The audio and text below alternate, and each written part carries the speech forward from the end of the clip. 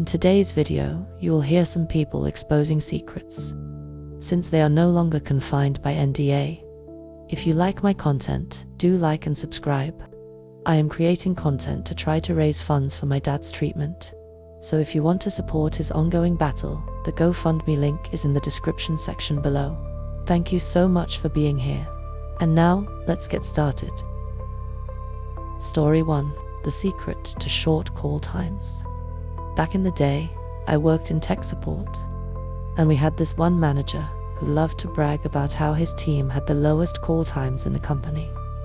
While the average call lasted somewhere between 12 to 17 minutes, his team consistently managed to wrap things up in under 10 minutes.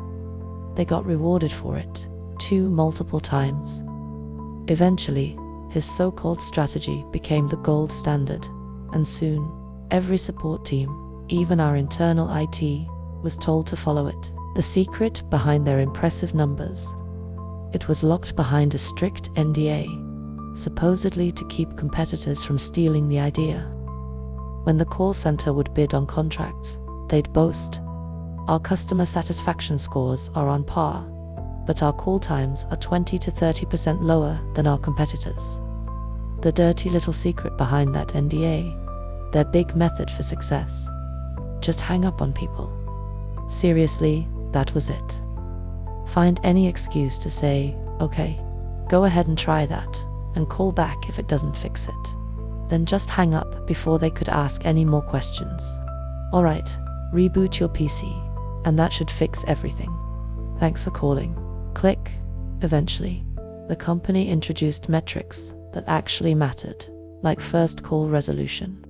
Let's just say that completely tanked the team, and the whole company folded a couple of years later. But for a while, that strategy was the worst kept secret in the industry. Story 2. The rigged Super Bowl contest. Back in 1999, I worked for a company that built websites, and one of my big projects was managing a contest for a major bank sponsoring a round-trip ticket to the Super Bowl. It was supposed to be a big deal. A random winner, free tickets, airfare, the whole shebang. I even wrote the software to randomly select the winner when the contest ended. The rules were written up by the legal team, and everything was posted clearly on the site. Simple, right? Pick a random winner, no drama. But when the contest finally ended, I was told to scrap my random winner tool and forget the rules. Instead, I was instructed to just go through the database. Find someone local in South Florida where the Super Bowl was being held that year, so the company wouldn't have to cough up the airfare. Needless to say, that contest wasn't as random as they made it seem. Story 3. The hotel's nightly blackout. I used to work at this hotel, and there was something strange that happened. Every night between 1 a.m. and 6 a.m. no internet connection. Like clockwork, the internet would just cut out. Now, without the internet, a few key things didn't work. Security cameras, for one, and even the fire alarm system. If an alarm went off, it wouldn't automatically call for help. Basically, if a fire started in the middle of the night, unless someone happened to drive by and notice, we wouldn't know. One night, there was an assault in the parking lot. The police came by and needed footage from the security cameras. Well, guess what? No recordings, because the internet had been down during those hours. Let me tell you, explaining that to the detectives was a blast. Story 4. The mysterious concussion incident. I once got a concussion at work, and it was all caught on camera. Now, I've had issues with concussion-like symptoms in the past, so I was 99% sure I hit my head, but I couldn't remember the actual accident.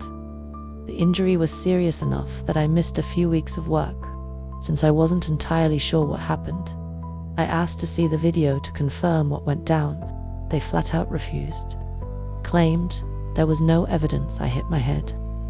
I even offered to sign away any right to sue and want paid time off, or anything. Just wanted to know what happened. Long story short, I ended up suing them, won the case, and had to sign an NDA. Got my wages and hospital bills covered, which I hadn't even asked for. Finally, I saw the video and, yeah, it was 100% a head injury. The tape even had a loud bonk sound, and I fell hard enough to leave a dent in the bulkhead. Later on, some of the office staff admitted that upper management had told them to lie and claim they didn't see anything. Apparently, that was their standard practice for any injury. Deny, let it go to court, and see how it plays out. Needless to say, I quit not long after. Story 5. The record label's MP3 panic. About 20 years ago, I signed an NDA with a massive record company. They were trying to figure out how to sell their music catalog, online streaming, digital sales, the whole deal. But it was a delicate situation because they didn't want to upset the high street retailers, which was where the music charts still came from. Their efforts were constantly held up by corporate execs. One week, they all flew to Buenos Aires for a What is an MP3 conference. The plan was to get them up to speed, but they spent so much time partying that only one message stuck. The scare tactics about how teens could easily RIP MP3 south from the web and copy them endlessly. When they returned, they panicked. They ordered every single song in their catalog to be scrubbed from the internet. Number 30-second previews. No audio clips at all. Lock it all down. It was like they wanted to take the entire catalog, bury it in a chest, and sink it to the bottom of the ocean. The logic. That'll make people return to buying CDs. Good old, profitable CDs. Story 6. The illusion of reliability. At my company, we struggled with on-time deliveries for years, hitting as low as 40%. Then, a new manager arrived, and suddenly, we were boasting a 95% on-time delivery rate, one of the best in the industry. Impressive, right? Well, not exactly. His brilliant strategy was simple. Whenever we knew a product would be late, we'd notify the customer and ask if they still wanted the order. If they said yes, we'd change the original delivery date to the new expected date. Voila, the delivery was now considered on time. The company started sending out literature, bragging about our industry-leading 95% delivery rate. But the truth? We were barely hitting 30% of our initial schedule targets. It was such a simple manipulation, and I'm sure plenty of companies are pulling the same trick without consequences. Story 7. The chip conundrum. I worked in technical customer support for an IT hardware company, and we got sold a bad batch of chips. These faulty chips caused random watchdog resets, triggering crashes and reboots for our customers. The company got a settlement to remediate the issue, but the higher-ups MBA and legal types decided it was too expensive to fix the hardware already out in the field. Their solution: fix it in support. We were all given strict talking points. Every time a customer reported the issue, we had to act like it was a unique, isolated case. The problem was, everyone in support knew what the real issue was. We'd all handled several cases with the same issue, and many customers had multiple units replaced within weeks. But management made it clear. If you deviated from the script, you'd get a stern talking to. These faulty chips caused massive outages for some of our biggest customers, and we knew exactly why. But instead of addressing the real problem, we were told to act dumb and bury it in process and procedures, just to avoid the cost of replacing the defective hardware. Story 8. Academic integrity. The untold truth. Back in the late 90s and early 2000s, I briefly worked at a university in South Florida. One day, I was selected to be part of an academic integrity team group responsible for reviewing plagiarism and cheating claims. It sounded like an honorable task at first. We signed NDAs and were entrusted with making fair decisions on cases brought to us. But things took a turn. 3 times, we caught employees taking classes who blatantly cheated. I mean, no question about it, it was clear as day. And all 3 times, just when we were about to hold them accountable, we were told to let it go. Apparently, it would look bad for the university if word got out. That left me floored. I started to wonder if this was the norm at other universities, or if it was just us. In the end, it didn't matter. The hypocrisy got to me. It became one of the main reasons I quit, and honestly, I still feel disgusted about it to this day. Story 9. The Dark Side of Wealth. A Caretaker's Tale. The lady who owns Columbia Sportswear was a real piece of work when it came to her animals. It was shocking to see how she neglected them, to the point of death, only to replace them with new ones. I was supposed to be their caretaker, but when I arrived, I found there weren't even basic medical supplies like bute, swat, or vet wrap on hand. It was clear she wouldn't call a vet for anything that might have helped. Tragically, 2 goats died of malnutrition, while another had its entire hoof fall off. 12 chickens perished, and 2 mini donkeys didn't survive either. A guinea pig was kept alone in a tiny hamster cage, and her late husband's dog, Monty, was confined to a dog run. Initially, Monty was allowed outside, and we bonded during our daily walks, but suddenly, she decided he wasn't allowed out anymore, even on a leash. I reached my breaking point when she started talking about bringing in over 30 sheep and pigs.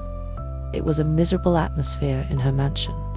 I worked there for a year and tried to bring in my own supplies to treat what I could, but it still haunts me that I couldn't do more.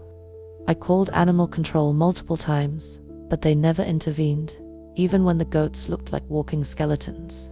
It felt like rich people could do whatever they wanted with living beings, and it broke my heart to watch. Story 10. The Fragile Grid. A cybersecurity professional's nightmare. I worked for a company that oversees and enforces self-regulation for one of the power grids in the United States. My role was to help secure it against cyber attacks and to assist in writing the regulations that enforced those protections. Every Sunday night, I would experience panic attacks. Knowing that when Monday rolled around, we'd go over the extensive list of compliance failures, the lawyers would inevitably argue that everything was compliant, and as a result, nothing would get done. There were countless times when they would tell me that I wasn't interpreting what was written correctly. I'd have to remind them that I had written those regulations with a committee, and if they didn't believe me, they could refer to the minutes taken during our meetings. Yet, instead of addressing the security issues, they would simply document their justifications for being compliant, leaving the real vulnerabilities unaddressed. Now, the US power system is alarmingly vulnerable to cyber attacks, and it feels like it's only a matter of time before millions of people find their lives in chaos and potentially hundreds of thousands could lose theirs. The thought of how dire the situation has become is overwhelming. Story 11. The Raging Inferno Beneath the Surface. IT Consultant's Conundrum. As an IT consultant with many, many winters of experience, I've witnessed the unsettling reality of the most critical applications in banking, insurance, and finance. They run on outdated machines, precariously held together by duct tape, prayers, and layers of compressed dust, often hidden away in dark, damp corners of forgotten basements. These systems are not only ancient, but are also written in obscure and long-dead programming languages, or worse, directly in assembler for specific chipsites crafted by code wizards, who have since retired or passed away. The backup systems are equally alarming. Many are virtually non-existent, and the data tapes are so worn they're almost transparent. I once encountered a case around 2020 where a cleaning tape from 1999 was still in use because the robotic cleaner malfunctioned. The risk is ever present. If a cleaner or janitor accidentally pulls the wrong plug to find an outlet for their vacuum, it could trigger a domino effect that leads to the collapse of entire branches or even institutions. Most of these systems are destined to remain unchanged due to their legacy status. In corporate parlance, this means we don't know what this is, what it does, or even how it functions, but it's critical to our infrastructure, and we're too afraid to touch it. Despite the urgent need for investment to analyze these systems, create documentation, and eventually replace them, the funds are never allocated. Instead, we continue to operate in a precarious state of uncertainty, praying that the duct tape holds just a little longer. Story 12. Expiration date, deception, a grocery store's ethical dilemma. During my time working at a grocery store, I witnessed some alarming practices involving pre-packaged produce and baked goods. One of my tasks was to pull off all the expiration date stickers and replace them with new ones because management claimed they still looked good. This was just one of many questionable practices that I later realized could have led to heavy fines if reported. The local chain, which once boasted 10 stores, now has only one left and is reportedly on the brink of going out of business, according to my parents. Looking back, I can't help but feel a sense of unease about how easily corners were cut for the sake of profit, putting customers' health at risk. It was a troubling experience that made me question the integrity of the food industry and the lengths some businesses will go to in order to stay afloat. Story 13. Behind the scenes of sports broadcasting. The narrative strategy. During my time working for a prominent sports broadcast network, I witnessed firsthand the tension between hardcore fans and the narratives presented on air. Hardcore fans often voiced their frustration when broadcasts leaned towards a narrative focus. But the reality is that the majority of viewership metrics reflect a much broader audience that doesn't share those extreme opinions. In our weekly production meetings, discussions revolved around key phrases and narrative lines designed to sell teams and players to viewers. The goal was to repeat these narratives consistently, because most viewers only tune in briefly or for specific games. This repetition helped solidify those narratives in the audience's minds and effectively built player brands. The collaboration between the broadcast team and the sports organizations was all about cultivating fandom. That was the number one priority. While there was certainly potential to dive deep into analytics and hardcore sports discussions, the data showed that audiences tended to switch off when we did. So, the not-so-secret truth is that sports broadcasts aren't crafted with hardcore analytical fans in mind. Instead, they cater to a wider audience, which can be a frustrating realization for those who crave deeper insights. Understanding this dynamic can help contextualize why broadcasts sometimes feel more superficial than fans desire. Story 14. The tech support trial by fire. A Cisco experience. I once worked for a company that had a contract with Cisco, focusing on a new line of products aimed at small businesses, essentially cheaper versions of their standard routers and switches. When I was hired, I joined a team of about 20 people, most of whom had little to no networking experience. The rationale behind this choice was supposedly to have non-techies learn the product, but it never quite made sense to me. We were all required to obtain our CCNA certifications before we could go live, which involved a month-long boot camp and additional personal study sessions. It took us about 2 months and several attempts for everyone to finally earn their certifications. The issue was glaring. We were a group of 20 novices working on a new product that we didn't fully understand.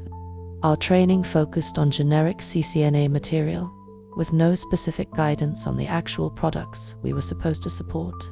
Yet, we were expected to handle all tech support inquiries for the entire country. One memorable call stands out. I received a call from a technician at a chain of banks. He mentioned that he made $450 an hour and asked me to take my time solving his issue.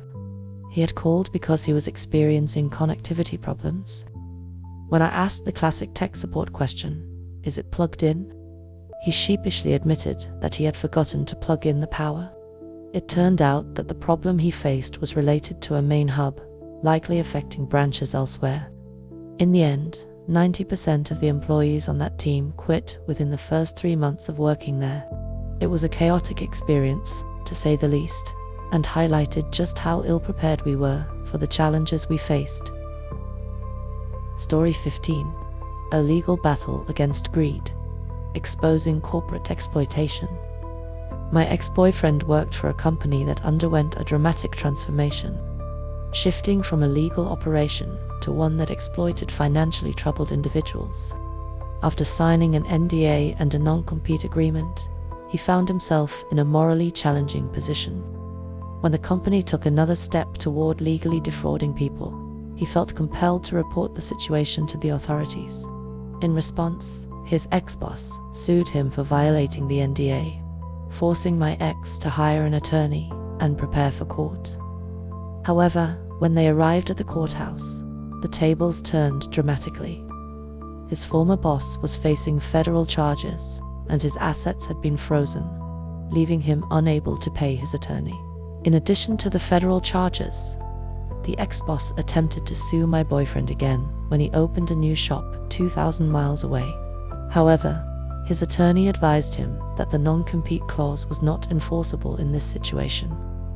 Ultimately, this entire ordeal ended up being featured on a TV show about scammers, shedding light on the unethical practices within the company and the personal struggle my ex faced in standing up against it. That is all for today. If you have enjoyed this video, do like and subscribe and let me know below of your thoughts. If you want to help in my dad's fundraiser, I would truly appreciate it.